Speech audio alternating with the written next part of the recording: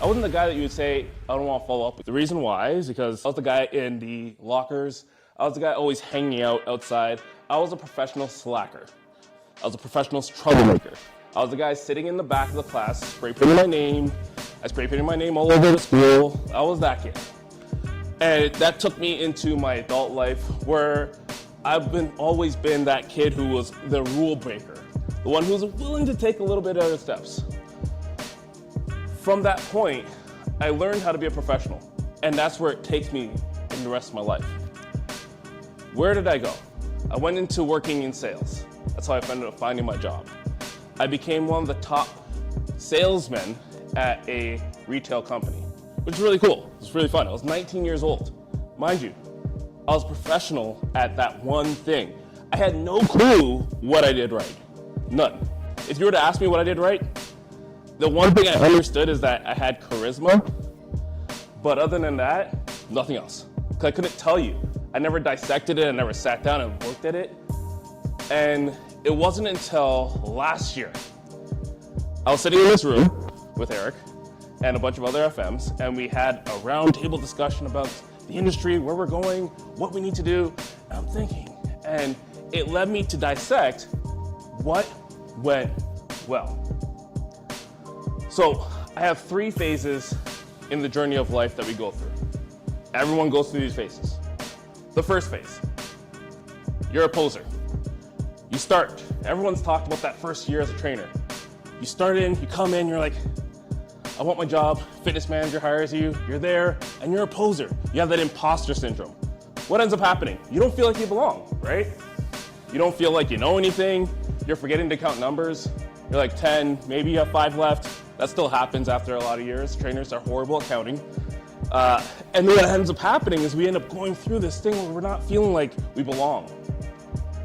That's that poser phase, where in life, you don't feel like you belong there. And you realize that, what do I need to do? How do I get better? Well, you do it, you take a course, maybe you get certified. Maybe you move on, take a DTS course, take another course, then you become an amateur. Now, how many want to be an amateur at anything in life? No one. But that's where trainers get stuck. They get 6 to 10 clients, and they have no clue what to do next. I've worked really hard, I ran, and I don't know what to do next. And as a fitness manager, you know what I do? Work harder. What the hell does work harder mean? I had to dissect that. What does it mean to go from an amateur to that next level? What's that next level? It's being a professional. So, I'll give you 2 stories that add up to being a professional. First story, and like I said, I became the #1 salesperson in all of the country, 19 years old. I was in the Eaton Center. And I was in the Eaton Center. My manager pulled me aside and said, hey man, you're doing really good, but do you want to be the best? Hell yeah. What do I need to do? You need to dress like the best. What does that mean? The best wear this. And he's wearing a pair of Jordans. And it happened to be that everyone that was selling a lot wore a pair of Jordans. I'm not wearing Jordans right now. These are Converse Chuck Taylors.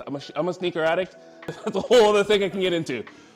But he said the best wear Jordans. Cool. Started buying Jordans, and what ended up happening? I became one of the best. Cool. It wasn't the Jordans that made me the best. It was me showing up to work, being on time, being there, ready to work. I was working 7 days a week. I didn't care because it was commission, and I wanted to make the most amount of money. And that's where I went to. Next story.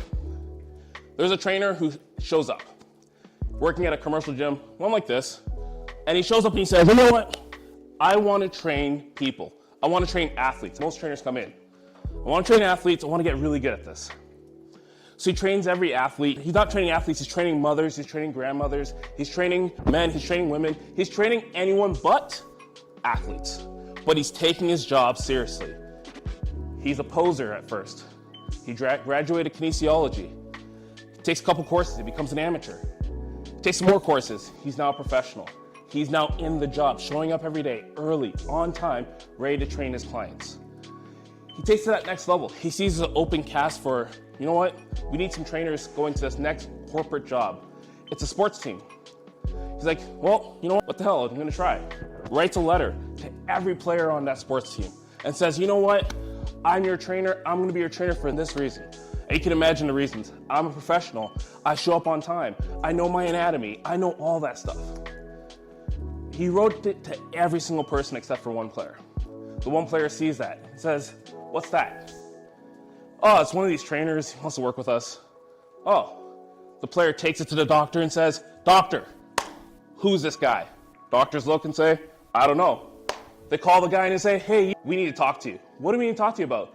Well, we need to talk to you about training one of our clients, one of our players. He has some interest in you. At that point, he realizes and says, shows up, does the test, passes it with flying colors, like any trainer can. He says, you know what? You passed. So here's what we're gonna do. We're gonna hire you on.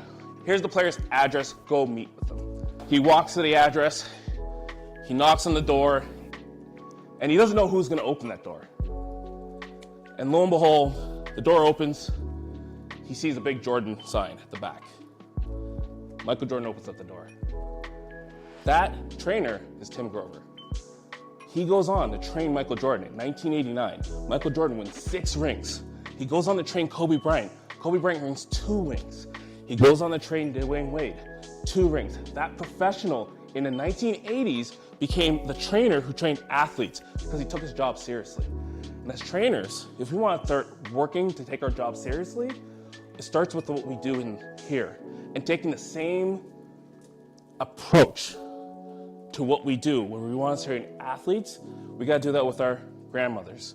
We got to do that with our mothers. We got to do that with our fathers, our friends. We got to take that same approach of being professionals and showing up every day on time and being there for our clients who pay us tens of thousands of dollars. We got to be professionals. And we got to take it to that next step. We got to create an impact in this world. 16 years ago, I was sitting outside a courthouse with my friend. He looked at me and asked, "What are you thinking about?" I told him, "Is this where my story ends?"